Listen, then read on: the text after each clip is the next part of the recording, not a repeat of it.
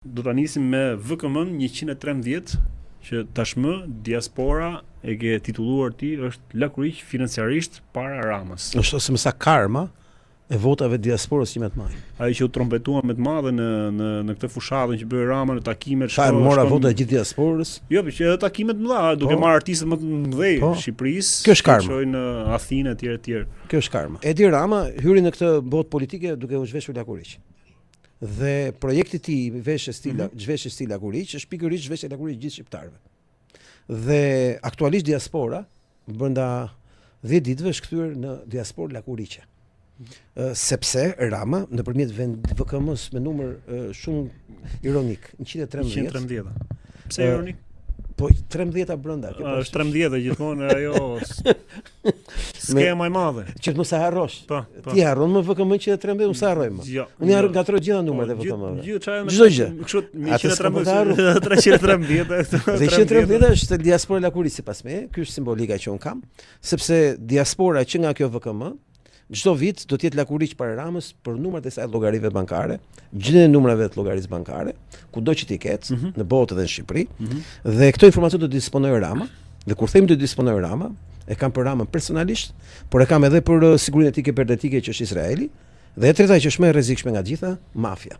Dhe këtu do përqendrohemi shumë. Më shumë për këtë temë. Po, unë i përkas një lëvizje qytetare që ka të bëjë me luftën kundër pranimit të identitetit digjital që kam planifikuar Rama për shqiptarët në fund vitit kaluar.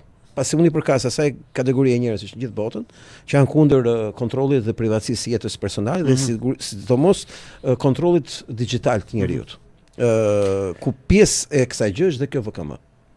Pasi kjo VKM ka të bëjë me identitetin digjital dhe aspektin financiar të diasporës. Fal, të bëj një ndërhyrje të thjeshtë, ndoshta bazike që thjesht për ta shpjeguar. Ndoshta e gjithë kjo skema që u trompetua më të madhe që diaspora votoi dhe kjo që ndërtua për të votuar, le të themi që ata të japin drejtën e tyre të votojnë, të zgjedhin që unë për vete domethënë si qytetar dhe gazetar kam qenë kundër këtij lloj votimi që diaspora por derisa nuk është në Shqipëri domethënë të votojë të marrë vendime për ne ose të shprehë të drejtën e votës. Kjo është tjetër temë, por mos ndoshta kjo ka qenë një lloj skeme që këto ta përdorshin për të shkuar te kjo digitalizim për të marrë më shumë të dhënat sesa për të përdorur pjesën e votës. Është pjesë. Po unë do të them që sot si ata që kanë dhënë dhënat, si ata që si kanë dhënë e kanë brenda. Ta shpjegoj pak. I dhëti dhënat ti nga ata që u regjistrove. Me ty shkollaj apo jo? Me mua po. Me keq është me ata që s'kan dhënë dhënat. Pse? Kanë më keq të që si kanë dhënë? Po ata që refuzuan të marrin pjesë në proces votimi, sepse thanë ç'është punë kemi ne. Po. Mund kujtohet gjithmonë një meme e famshme e Himmlerit më duket, në një kamp nazist, duke inspektuar të burgosur në kampin e përqendrimit. Dhe aty shkruhet më të mëdha. Nëse ti nuk je interesuar për politikën, politika është interesuar për ty. Po, në rastin konkret si kanë marrë ato, domethënë. Nuk kanë nevojë të marrin. Mjafton të kenë databazën e tyre të identitetit që ka shteti, ja çon çdo shteti. Dhe çdo shteti kontrollon se shtetas të vet që kanë leje qëndrimi i përkasin kësaj databaze dhe automatikisht dërgojnë gjithë dhënat financiare të shqiptarëve në diasporë. Kjo duket absurde njerëz, do të thënë kjo s'ka kuptime të tjerë. Unë do kujtoj që ne jetojmë në botën e Great Resetit të Davosit, që megjithëse udhëzua nga Amerika, vazhdon të ekzistojë në Europë.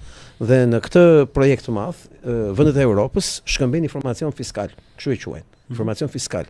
Informacioni fiskal ka të bëjë me çdo qytetar të Europës, i cili ka të dhëna bankare si rezident apo si shtetas. Po. Ne kemi dy kategori shqiptarësh, kemi kategoritë e shqiptarëve të cilët kanë shtetësi dyfish, gjermane shqiptare, franceze shqiptare, ke parasysh. Kemi dhe kategorinë që kanë vetëm letra rezidenciale, pra vetëm të punojnë, por nuk janë shtetas të tyre vendeve. Pra me status emigranti.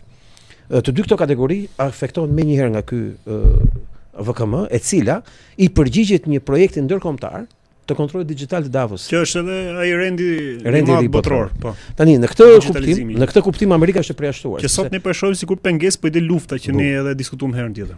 Kurse Amerika këtu është e përjashtuar. Shqiptarët e Amerikës pa ti mendon që do lejonte Amerika dhënat e tyre, ti merrte di Rama ose ne tjetër. Pra shqiptarët e Amerikës kanë përfituar nga kjo gjë se spreken, nuk preken, po nga mos prekë, le të themi. Nuk preken sepse i përkasin Amerikës. Do thënë Amerika nuk toleron që këto dhëna të vinë në Europë. Aq më pak të marrë një si Edi Rama. Koncepti qëndron që në Europë të gjithë shtetet shqiptar, çfarë kanë llogari bankare, do t'u marrë vesh Rama sa e kanë shumën. sa e kanë gjendjen, sa e kanë transfer, sa e kanë të ardhurat. Ky informacion që është tmerr, po ta mendosh, është refuzuar nga sistemi jon aktual për brenda Shqipërisë. Pra për shqiptarët brenda Shqipërisë, se kanë thënë që ne s'u japim këto dhëna. Tani dhënat që merr Edi Rama nëpërmjet VKM-s 113, unë sfidoj gjithë ta vërtetojnë këtë që them unë. E kanë shumë kollaj të kopjojnë në gjithë tekstin e VKM-s që gjen ke fletoria zyrtare, 113 gjet kollaj, ta hedhin ChatGPT gjithë tekstin komplet siç është në formë PDF-je. Edhe pyesin a ka mund drejt apo po gënjej. Po, është shumë mirë bërë që e bën edhe këtë lloj ballafaqime me ata që na ndjekin. Unë kam parim që çdo pretendim që ngrej them njerëzve verifikohet vetë. Unë nuk jam me kriterit të vërtetës. Unë jam një person që ka mendimet e mia. Po, fton në mendimin e vet. Unë gjykoj ashtu gjykoj dhe i sfidoj të gjithë që të rrisin mendimet e tyre kritik dhe të më sfidojnë edhe veten dhe mua dhe këdo për të zbuluar vetë vërtetën. Kjo është për të vlerësuar se mos dalim prapë edhe tek hyrja edhe që themi gjithmonë, por është për të vlerësuar që njerëzve besoni mua, sepse unë jam ideal i mirë dhe unë jam i zgjuar. Jo, kjo është një fizikalizim, është një lloj alarmi. Unë kam fiks, unë kam thënë gjithmonë njerëzve, përdorni mendimin tuaj kritik. Kur unë ngrej një tezë, ju mos e harroni. Kur ka kaluar kjo VKM-ja? Ka 2 javë. 2 javë. Po. Asnjë është bërë mediatike kjo gjë, është unë se kam vetë si profesionist, si gazetar, nuk e kam parë, nuk e kam pas të gjë. Zero. Dhe ne nuk kemi një opozitë që ka ndonjë antenë që përgjon se çfarë bën qeveria kundër shqiptarëve. Ne kemi një opozitë që i përdorin për të hedh Molotov. Në sensin për kuriozitet tani, si e ke marrë vesh për këtë VKM që ka kaluar? Un kam një mal me bashkëpunëtor në gjithë botën dhe Shqipërinë, shqiptar, të cilët më çojnë informacione të pafundme. Një ndër informacione që më ka çuar vetëm para një jave ishte edhe ky. Si ke verifikuar që kjo ka kaluar si VKM? E mora dhënat dhe pastaj unë po si shaj zoti më e gjet vet, s'jam për këtë punë. Unë e verifikova, hyra në fletorin zyrtar, që BZ-ja hyrë ke datat, hyrë ke dhënat, pastaj kam kaluar një natë rreth 6 orë vetëm shkruaj e merr. Dhe një 4 orë tjera për të përgatitur rezistencën. Po. Ku përfshihet pa dia gjykat kushtetuese, letra drejtuar ndërkombëtarëve, letra drejtuar organizatave partnere, letra drejtuar kategorive të cilat janë të interesuar kundër kësaj gjëje, por mbi të gjitha se si do ta luftojmë këtë gjë në gjykat kushtetuese dhe pastaj në gjykatën europiane, sepse unë nuk besoj ke gjykata kushtetuese, por jam i detyruar. Është rruga e vet. Por edhe pjesë e mirë shqiptarëve për atë se do para. Jam e rëndësishme që duhet të themelojmë një organizatë që të na mbrojë të drejtat me ligj, në mënyrë që të shkojmë gjykatë kushtetuese, sepse kemi kohë deri në fund vitit, në kuptimin e mirë të fjalës, që të luftojmë për këtë gjë, sepse në fund vitit bëhet transferimi i dhënave. Për këtë lloj VKM, për këtë 113-ën. Ta fiksoni mirë për gjithë ata që po na ndjekin, shpërndajeni sa më shumë këtë lajmin, por këtë lajm familjarë sa mund të arrin ta kuptoni ju, shpërndajeni që ta diskutoni. Pika parë e problemit. Të një lloj alarmi për gjithë. Rama do mbledhë dhënat e 1 milion shqiptarëve dhe mbi këtë mund ndërtohet dhe taksimi dyfisht. Mund të kujtoj që taksimi dyfisht ekziston, pavarësisht se më thonë njerëz që nuk ekziston taksimi dyfisht. Dyfisht do thotë dhe në Shqipëri dhe jashtë shtetit. Ata mund t'i godas pikërisht nëpërmjet ca modeleve që ekzistojnë, por shumë mund të them që një nga përplasjet më të mëdha në Amerikë që me diasporën amerikane, në Amerikë flas, jo për me ne, ka qenë taksimi dyfisht. Dhe në Shqipëri kjo mund të jetë taksimi dyfisht. Do thotë, unë e di që ti ke $100,000 në bankë, do të taksoj për $100,000. Ti që në 900 të taksoj po e zë. Më kupton logjikën. Dhe kjo ka të bëjë pra me taksim dyfishëm. Okej, vazhdojmë thjesht janë ato merazhet e mia që do të jemi sa më figura aty. Po, do të jemi sa më okay, por prandaj nga që unë shoh edhe figurën që jemi po mi plan, por këto janë gjëra që ndodhin si për herë të parë që tek unë do të tek na ngatroj çik planes, na ke lënë kështu. Sa për të dhënë pak ngjyra, por ndoshta mund të kenë ngri edhe ajo ndjes për shkëputjen, po fillimet sa të përshtatemi me live-in edhe me audion e me gjitha. Ajo që do thoja ka të bëjë me faktin që Rama duke mbledhur dhëna, përveç se bën taksim në dyfisht, ka informacion fiskal dhe informacion financiar, pikërisht për inteligjencën artificiale, që ai jep thotë dhëna dhe me anë të këtyre dhënave gjen pikat e dobta. Dhe kështu një kategori njerëz do jenë në goditje të drejtë për drejtë, pikërisht për faktin se ata kanë të ardhurat. E dyta, do ketë bëjmë me transferimet e tyre, ku i marrin, ku i çojnë, si i vënë. Deri dje diaspora shqiptare ka gëzuar. Një pyetje. Tani në momentin këtu ku jemi ne sot, para se të kalojë kjo VKM dhe para se të zbatohet në mënyrë të drejtë për drejtë, sot nuk i marrin këto të gjitha informacionet? Jo, ku do i marrësh? Kush t'i jep? Është një rrjet ndërkombëtar. Është privatësie? Është një rrjet ndërkombëtar që ta jep të mundësi. Sot për shembull shteti nuk e din akoma që Andrea na ndro pak planet Andrea. Ndoshta ka ngrirë ekranin aty, ndoshta ka ngrirë ekranin. Dhe koncepti bazë është që po ti kapësh gjitha dhënat që mbledh Rama me këtë rast, përveç taksimit dyfisht ka të bëjë edhe me të dhëna informacione për të pasur atë kryqëzimin e dhënave që bën inteligjenca artificiale. Sa prona ke, ku i ke, si i ke? Ke shtëpi 2, shtëpi 3, shtëpi 4, ke tokë, s'ke tokë, ke makinë, s'ke makinë, të gjitha këto dhëna të kryqëzuara ty të fusin në target dhe ti je i asgjësuar. një qytetar model ndoshta do të thonë ç'të keq ka që shteti ta di që ti ke 2 prona, ke 3 prona, unë rekomandoj të mos ta ndjekë më, ky s'bën për këtë punë. Një njeri që beson ke shteti është idiot dhe unë nuk merrem me idiot. Ta them me sinqeritet të gjë. Të gjithë thashë që nuk i quaj normale këto gjëra, që nuk kuptojnë asgjë, kur s'kan kuptuar 36 vjet nuk janë shpjegon dot Altini. Nuk e shpjegon dot. Asgjë. Për mua ata janë idiot në kuptimin literal të fjalës, le të ndihen të ofenduar sa duan, po njëri që beson akoma ke Edi Rama, do të thonë me mua ka kry punë. Nuk kam çfarë i them, nuk ka ç'më dëgjoj. Dhe rekomandoj kurrë mos ndjekit asnjëherë në asnjë emision, sepse kur ka kuptuar kaq vjet, nuk ka për të kuptuar dot tani. Ajo që është më e rëndësishme në gjithë histori, dhe këtë dua që të ngresë alarm, ka të bëjë me projektin e grabitjes të gjithë pronave të shqiptarëve.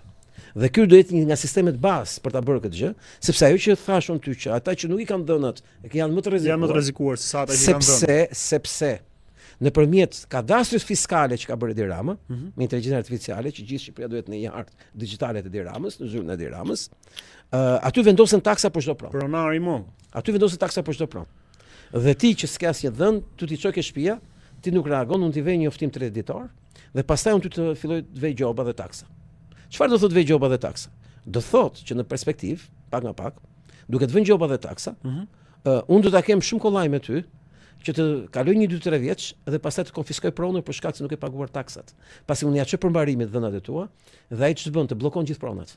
E kuptove logjikën hapi parë. Se s'ke pagu taksat. Pra ti je kapur gafilën. Do s'kam punë këtu, jap një privati këtë punë. S'ku ti privati, një përmbarues. Përmbaruesi bën detyrat, bllokon çdo numër llogarie. Por mos haro ti ke llogari dhe jashtë. Dhe ti fillon pak nga pak pa e ditur, ta akumulosh gjoba. Ta akumulosh këtë dhe një ditë për shteti cakton një afat 5 vjeçar dhe bën ankant për të shitur pronën tënde, pa e ditur ti fare se e ke, se s'ke paguar taksat dhe gjobat. Dhe ti di ankanti fillon me 70%, shkon me 50%, pastaj shkon me 25%, 30%. Më kupton logjikën. Ta blen, ta zhdukin pronën dhe ti s'ke për të pas më as pronë. Kjo aktualisht është duke ndodhur në një shtet botës? Ky si shembull? Unë mund të siguroj që veprime sporadike dhe të ndryshme ndodhin kudo në aspekte të veçanta, por këtu janë gjitha bashkë si një agent shpopullimi. Ati ka të bëjmë informacion, ati kanë informacion, tu s'kan. Ne jetojmë në një botë që është më përparuar se ne ke shkalla informacioni që ka qytetari dhe edukimi fiskal që ka, kënes marrë vesh njëri. Ti e di shumica e emigrantëve, një pjesë janë burgje, një pjesë janë në puna se kanë idenë si që po themi ne sot. Se nuk i ndjekin, të gjë dhe kanë drejtë, nuk ndjekin, kanë hallet e tyre. Po edhe sistemi, pjesë e sistemit edhe pjesa e hallet, si kanë ndërtuar vështirësinë e jetës për të qenë po. Shkarma një më të madhe. Ajo që është më e rëndësishme për ta fiksuar dhe ta fiksojnë gjithë këtë gjë që do të them sot, është që kjo e dhënë që unë po jap sot. Ka të bëjë me një problem shumë të madh për jetën e tyre Shqipëri dhe jashtë. Sepse ata janë me dy shtetësi një pjesë. E hajnë edhe këtë. Jo, do të që ndoka shtetësia shqiptare. Kjo është një mënyrë për të larguar shqiptarët nga Shqipëria. Sepse ai do thotë sa të rriun çdo vit. Të jem lakurish me gjoba me taksa. Nga një vend që s'më pas gjë, po vetëm ka marrë dhe më ka përzën. Tash unë do të paguaj dhe taksa dhe gjoba. Ai dorëzon shtetësinë shqiptare. E kuptove logjikën? Po. Dhe kjo është një proces për të larguar shqiptarët nga Shqipëria. Me të shuar deri në ky është një nga qëllimet, se ka shumë qëllime, ky është një nga qëllimet.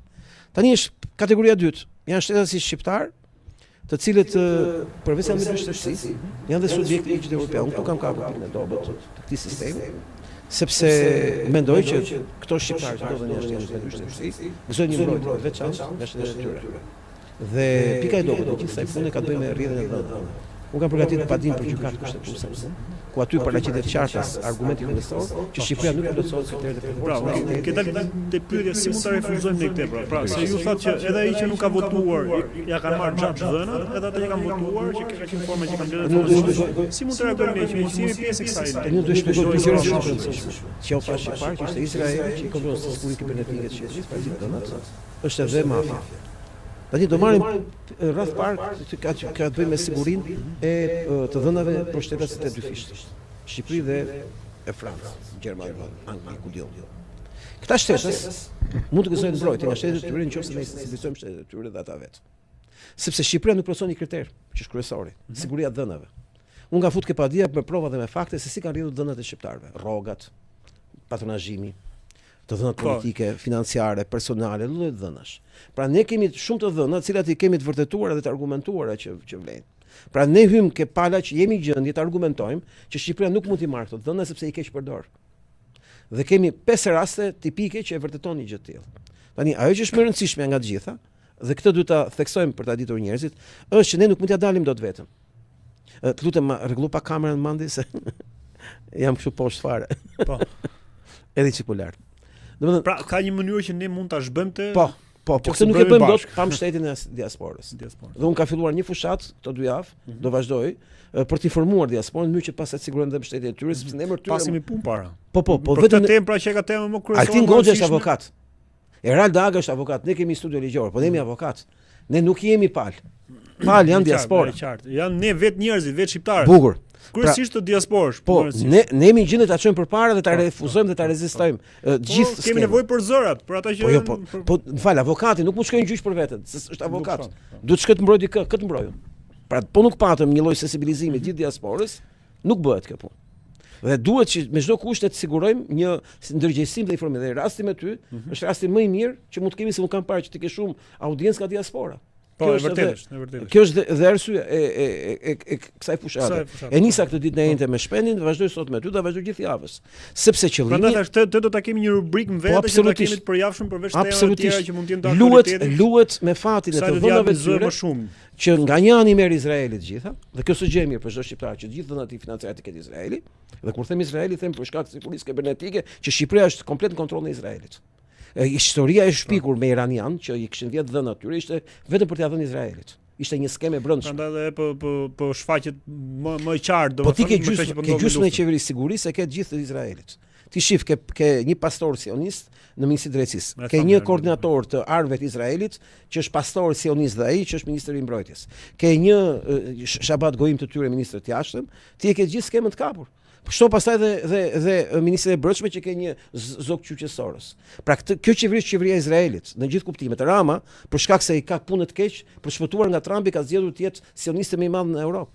Dhe nëpërmjet kalimit të gjithë qeverisë në duart e sionistëve, ai shpreson të shpëtojë nga Amerika. Kjo është plani i tij. Plani jonë është të refuzojmë dhe të shpëtojmë. Ai sa mund të bëjmë, kuptohet. Po, çfarë do të bëjmë tani? Çfarë do të bëjmë për pjesën që ne të bëjmë të informojmë të interesohen, të informohen, të shpërndajnë këtë informacion. Ata që na ndjekin, çfarë do të bëjnë tani?